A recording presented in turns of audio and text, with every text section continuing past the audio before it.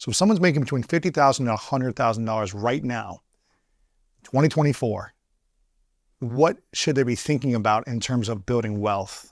What's a couple of steps or a system they can put in place if they have zero financial education, if they don't even have the right beliefs, but they could start setting themselves up for 5, 10, 20 years in the future where they're going to say, wow, I'm so glad I made those few steps that Jaspreet told me to do back in the day. What would those steps be? Well, the first thing is understanding that even if you're making 50 grand a year, you can retire a millionaire and live a life of financial freedom if you start taking action. Now, the thing that everybody likes to talk about, I'll give the end goal and then I'll show how to actually do it. Because everybody says if you invest $100 a month from age 21 to 65, you'll have over $1 million when it comes time for you to retire.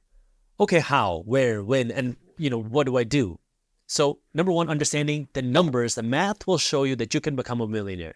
Now you got to dissect the how do I actually go about doing it? Because everybody says invest your money, but what does that mean? And where do I invest it? The stock market, individual stocks, funds, real estate funds, apartments, it's crypto, gold. Like, what am I supposed to do? So you start by not spending all of your money. A simple thing that I talked about is my 75, 15, 10 plan, which means for every dollar that I earn, 75 cents is the maximum that I can spend. 15 cents is the minimum I'm putting aside to invest. 10 cents is the minimum I'm putting aside to save. Now, the first thing everybody says when I say that is, Jaspreet, how in the world am I going to live off of 3/4 of every dollar that I earn? I'm already struggling to survive. Well, you got to make this decision right now, which is what's more important to you right now? Do you want to build your future wealth or do you want to continue having the nice things? Then everybody says, Jaspreet, I'm already living tight. Like, what do you mean? I'm already living paycheck to paycheck. Things are already tough. Well, all I can do is give you the reality. And the reality is it's going to be harder next year. It's going to be even more difficult the year after that. And it's going to get even more difficult the year after that. The path to building wealth is not that complicated. You have to have some money. You have to put this money aside for investments. If you're spending all of your money, you're never going to build wealth. And now you got to figure out, what are you going to cut out? But Jaspreet, I've got my parents who need support. I've got family members who are struggling. I've got my friends that want to go out on the bars 3 times a week and concerts and activities. And I got to buy nice clothes for my job. And I've got to commute to work. And I've got to do all these things that cost a lot of money. Yep. Jaspreet, what do I do? Where you put your focus, you're going to see the biggest results. If you want to lose weight, you got to put your exercise and your focus in the gym. You got to put your focus on your diet. If you want to advance in your career, you got to put more focus on your job and learning how to advance in your career. If you want to build more wealth, you got to put your focus on learning how to do that and changing the way you spend your money.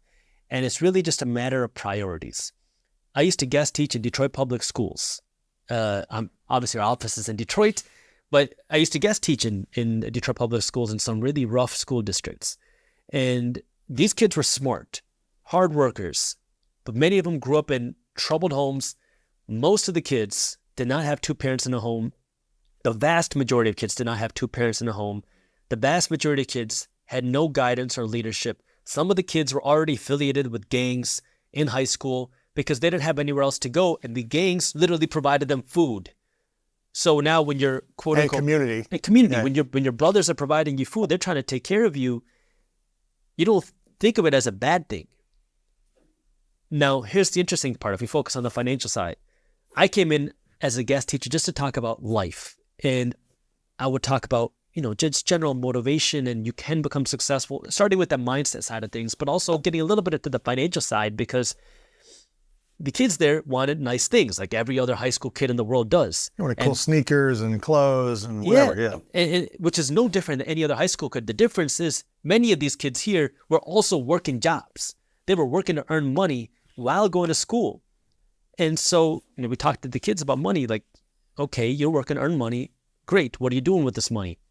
I get paid. I go to the local liquor store.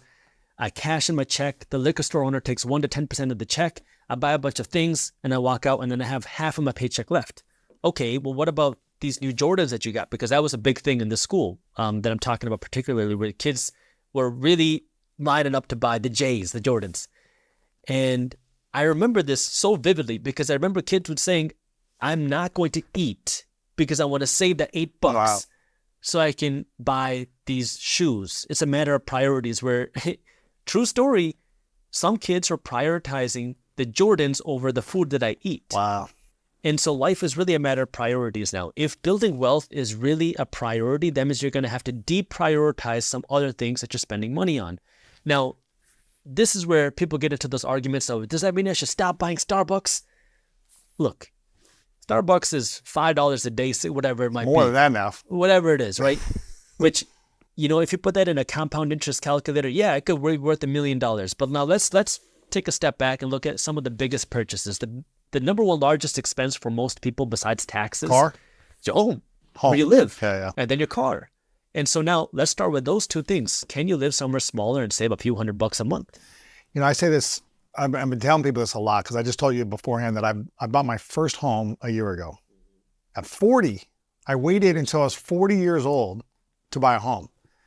Now, I lived comfortable in a 2-bedroom apartment for 15 years almost, right? A 1-bedroom apartment, studio apartment, 1-bedroom apartment, 2-bedroom apartment, you know, nice buildings eventually and paid for that. But I saved and invested money and waited till I was 40. Now I live in Los Angeles. It's a different price bracket. I wanted to wait till I had the home that I could live in for at least 10 years, that I was like, had everything I wanted. So it was a bigger investment, but I waited, you know, and I let my money work for me for the last 13 years. Yeah.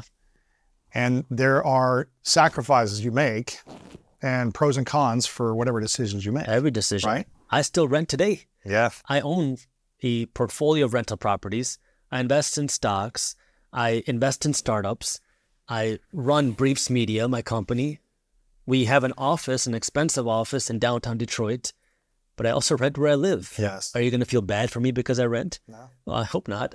You know, we demonize the wrong things. And I made a post on this on X or Twitter. I think it's officially Instagram, X now. Yeah. Where it was, let's stop normalizing buying BMWs in our 20s and start normalizing buying assets. Because it's very easy to demonize, oh, you're renting? You're paying somebody else's mortgage. You're making somebody else rich. Why not build your own equity? Well, let's actually dissect the financial argument here because it has good merits, right? People coming at this from a good perspective that you have to own a home to build wealth. That's what people have made the American dream, to own a home. When in reality, the American dream is the ability to build wealth. People just assume building wealth means buying a home. Who did that? Well, none other than the bankers and the realtors. I used to be, well, I still am a licensed realtor. And one of the things they teach you when you become a realtor, especially if you're learning how to sell, is you talk to people about buying their biggest investment ever. And if you're buying your biggest investment, keyword investment ever, it's a little bit easier to get you to think about buying a little bit bigger and a little bit nicer. If you're enjoying this video and want to take your investing to the next level, I want to remind you that I put together a free investing masterclass where I walk you through how you can get started as an investor and find hidden investment opportunities before everybody else. It's a completely free masterclass, and when you register, you'll also get access to Market Briefs, which is my newsletter for investors, completely free, complimentary as a bonus. So if you want to get the investing masterclass and Market Briefs all for free, all you have to do is click the link down in the description below to get it. Because now you're buying for your kids. You're buying to build a generational wealth. You're buying something that you can build equity in. But let's talk about this for a second. When you go and rent, the thing everybody says is you're going and paying a landlord's mortgage. Yes. When you go and buy something on Amazon, did anybody ever say you're paying Jeff Bezos' mortgage? Or whoever the other owners are, the CEOs? Starbucks mortgage? You're paying them because you are. Yeah. When you go and eat at a nice restaurant, did you ever think that you're paying the chef's mortgage? Because you are. When you go and get a drink from Starbucks, do you ever think that I'm paying for that barista's mortgage? Because you are. So you're getting a value. Now let's talk about, okay, well, I'm building equity in your home. Yeah, that's great. Nothing wrong with that. But banks are also smart. And they front load their mortgages. What does that mean? That means for the first, if you get a 30-year mortgage, for the first 14 and a half years out of your 30-year mortgage, Paying interest. the majority of your payment is going directly to interest, which means for the first year, almost all of your monthly payment is going in interest. So if I'm making $1,000 a month in my mortgage, year one, I have built essentially zero equity because all that money I paid in year one, or almost all of it, is going directly to my banker's pockets.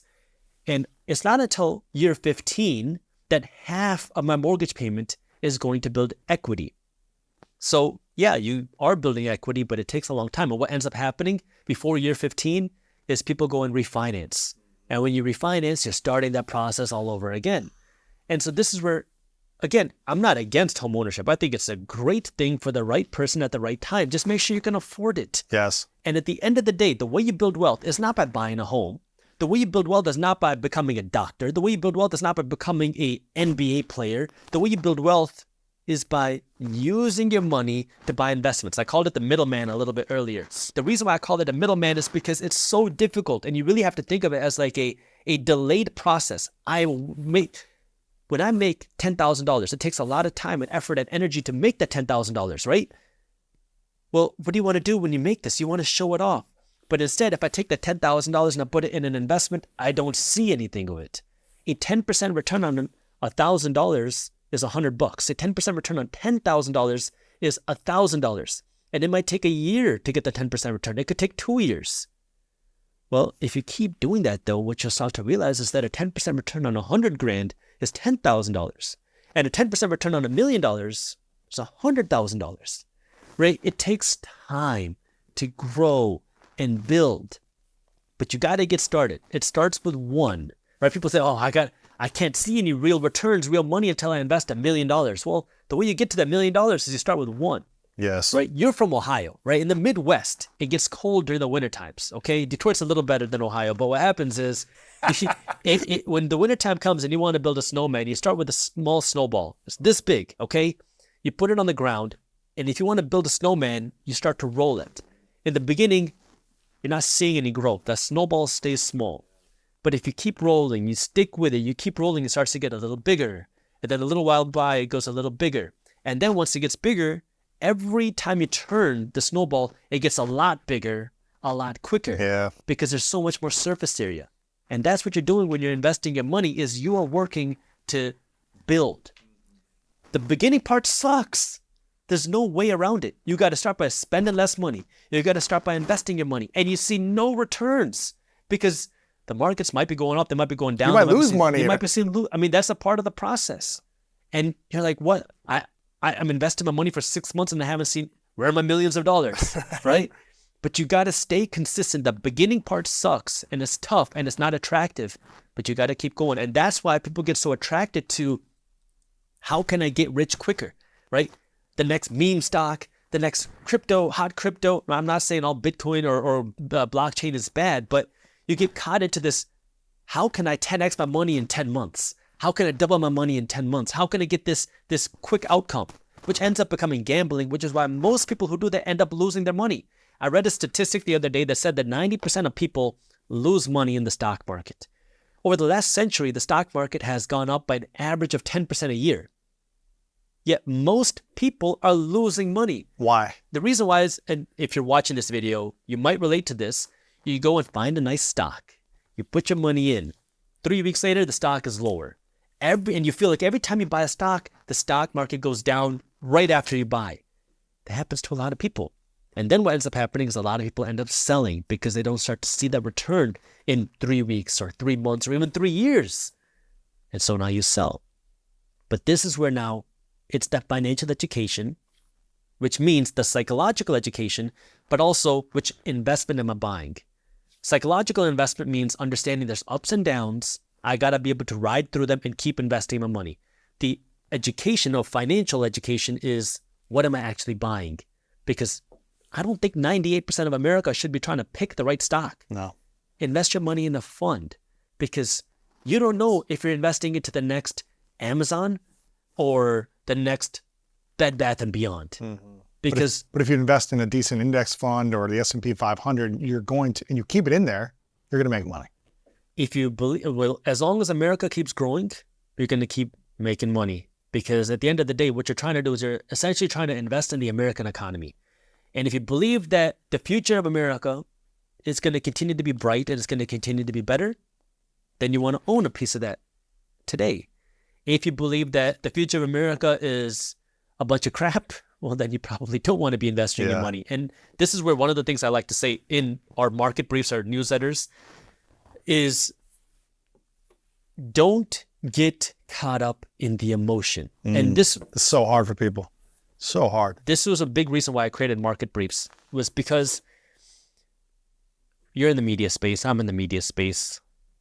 In order to get somebody to click, that's the only way you're going to make money, right? You got to get someone to actually watch your stuff. You need to create an emotion. You create an emotion. And Yes. so now when we talk about the financial side of things, how do we create an emotion? Oh, the world is going to end. Right? The markets are going to collapse. Is this stock going to fail? This stock is the next NVIDIA. This stock is going to be the next Tesla. This stock is going to, you have to create this emotion. And what does that do? Especially for somebody who's, let's say, not super financially educated, somebody who's making, under a couple $100,000 a year, who has less than $500,000 invested. And that's the vast majority of people. For the average person, that becomes, oh no, I bought into a bad thing, or I need to buy this before everything crashes. And so people then get excited, whether it's good or bad, and then you start manipulating your money, whether it's buying or selling, based off of what's happening in the news. Yes. And oh my God, it really... How do people make informative decisions in an investment in a stock or the stock market without emotion? And then when they see their investment going down, obviously you only lose money when you sell it, but it feels like you're losing money when it goes down. How do you not get emotional and say, I need to get the money out that I still have in there, when all you're thinking is, how much time did it take to make that money? How much of my life did I spend to earn that money? Whether it's a job or a business or a side hustle or whatever it might be, I spent hours, weeks, months, years on that time for the trade of the money that I got to invest in this stock. And now I'm lost 20%, 50%, 70%. Have I lost my life? Yep. And I think that emotion creates a lot of anxiety and fear, regret, remorse, resentful, lack of trust, uncertainty. And I think I can't trust the stock market again. I can't trust myself in making a decision in what to invest in again. What do I do with my money? That's funny you say this, because I just did a whole presentation on this in Briefs Media, which is when the 2020 pandemic happened, I owned stocks before 2020. My portfolio is going down like this. Boom. And when I was on YouTube, what I was talking about was I'm buying. I was buying here, I was buying here, I was buying here, I was buying here, in phases on the way down, because I don't know how low it's going to go. Yes. And I was talking about this publicly on YouTube. And the comments that I would get when I was saying, I'm buying, I don't know how low it's going to go. I don't know what's going to happen, because if we remember 2020, it was a very scary time. We don't know if the economy is going to be open tomorrow. We don't know if we're all going to be dead tomorrow. Right. We especially in the early parts, we had no idea what this thing was. And markets were collapsing. It was the fastest stock market collapse since the Great Depression. And naturally, people got scared. And I was talking about this because there were so many news articles talking about how people were selling out of their 401ks. They were selling out of their retirement accounts at 60% losses, at 50% losses, at 40% losses, because they thought they were going to lose everything.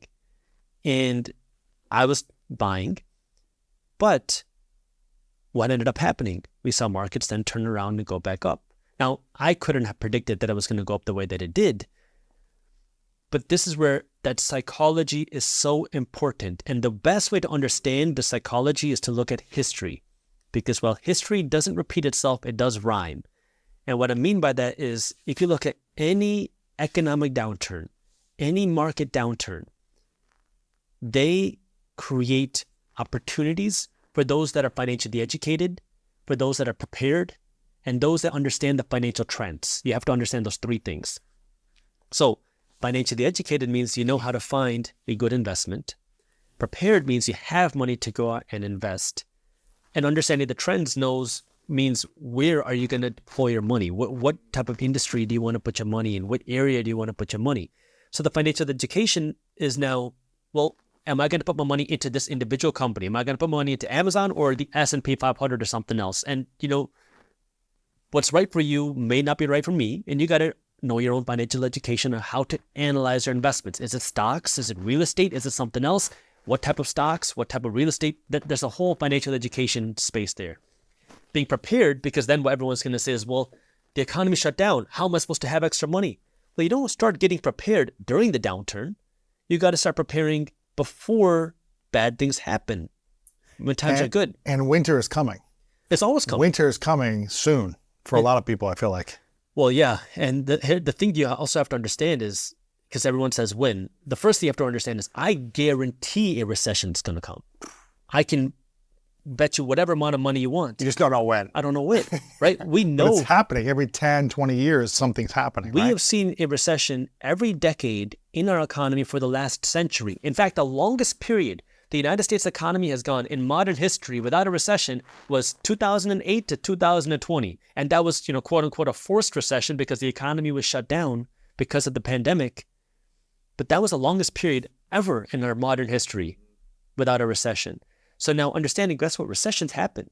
Market crashes happen. When are they going to happen? I don't know, but I want to be prepared for whenever the next one is. What does that mean to be prepared? That means don't spend all of your money. That means take some of that money and have it either invested or ready to be invested. And again, this all goes into your strategy, because for some people, they're going to set up a system where I'm just going to invest every week, every 2 weeks, every month, and it's just to set it and forget it. And that's fine.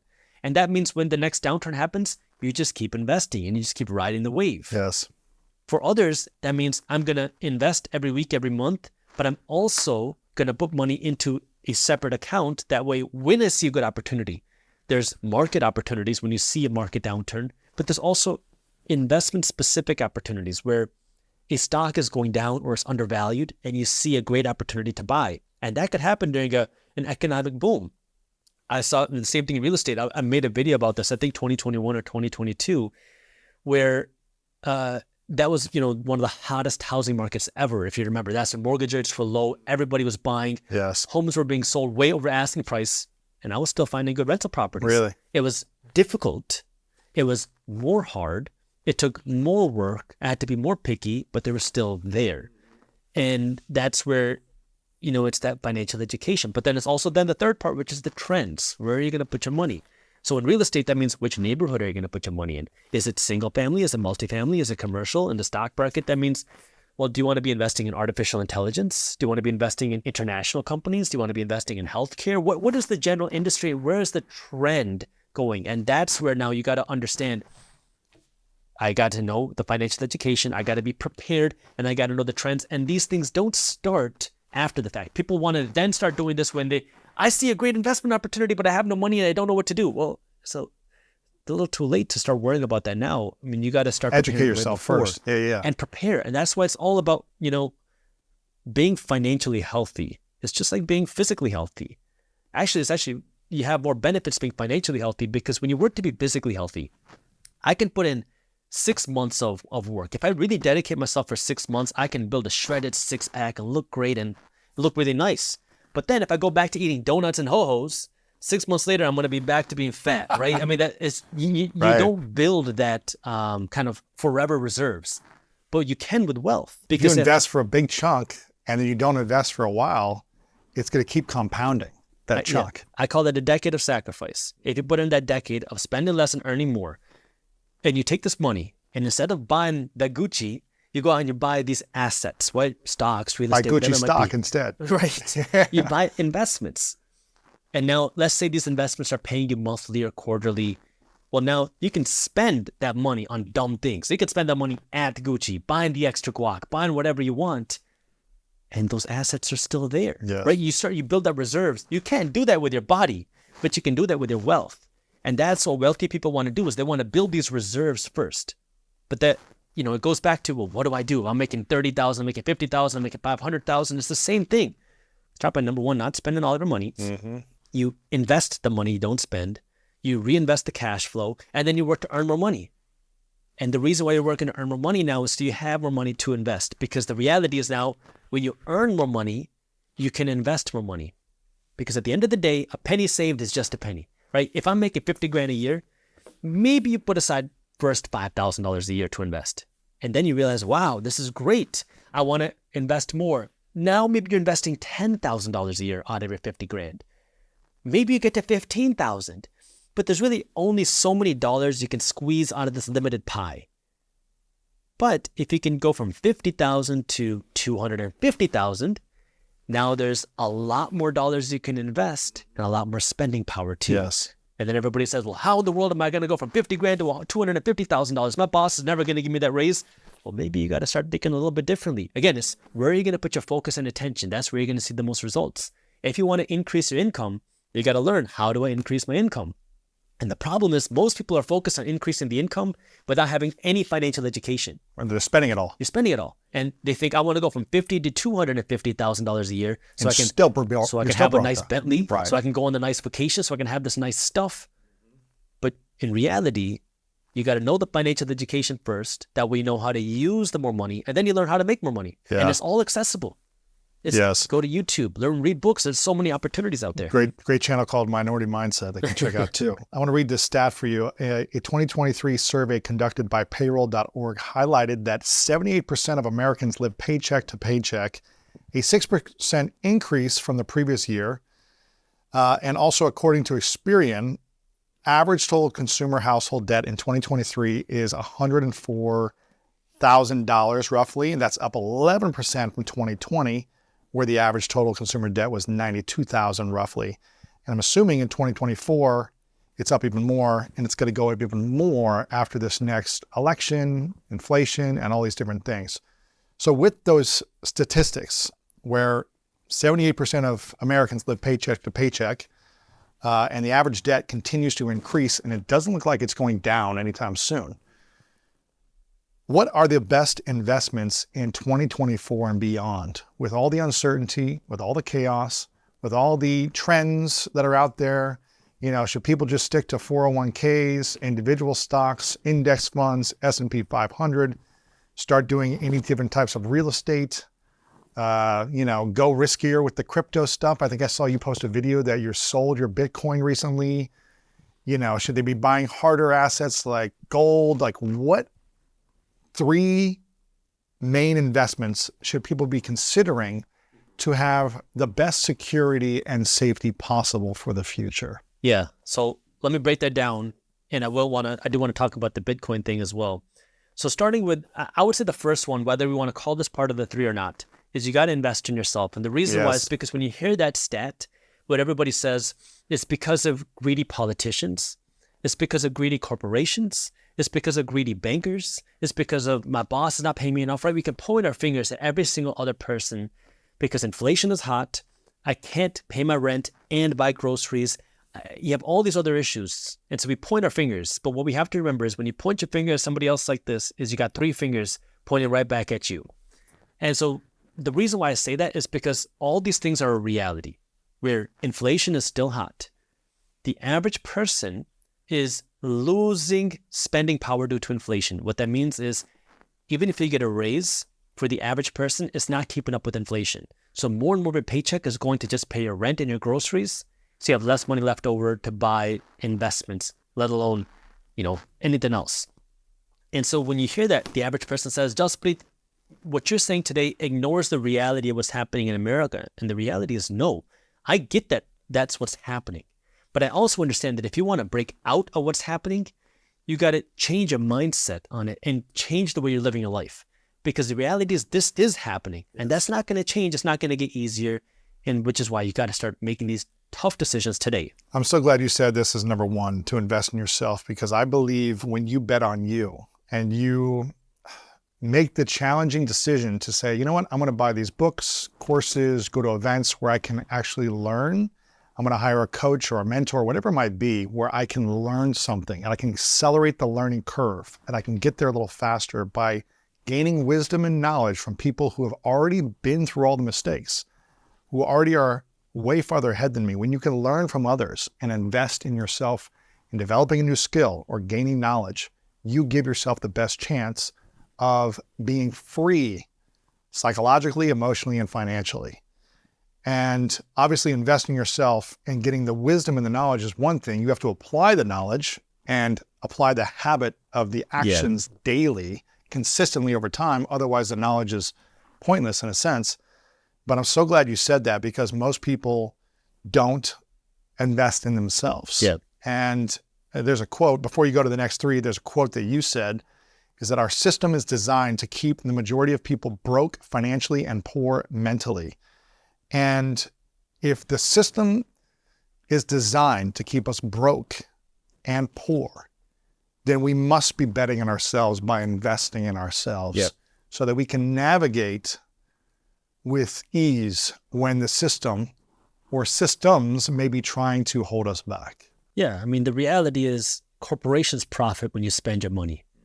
They profit even more when you spend your money in debt. Banks profit when you're in debt. The government profits when you're in debt and don't understand money. And you might say, well, what? Well, yeah, they profit when you don't understand money because that means you're just an employee and you're just a consumer. Employees pay the highest tax rates as an attorney, well, not your attorney, because you pay what's called earned income tax rates. We have different tax rates depending on how you earn your money. If I earn my money from my job versus I earn my money from my investments, it's a different tax rate. Investors qualify for lower tax rates. Business owners qualify for higher tax deductions. Employees get neither of those. You have the highest tax rates, lowest tax write-offs. So governments love that. Now, again, it's not a bad thing to be an employee, but you got to at least become an investor. That way you can win in this economic system.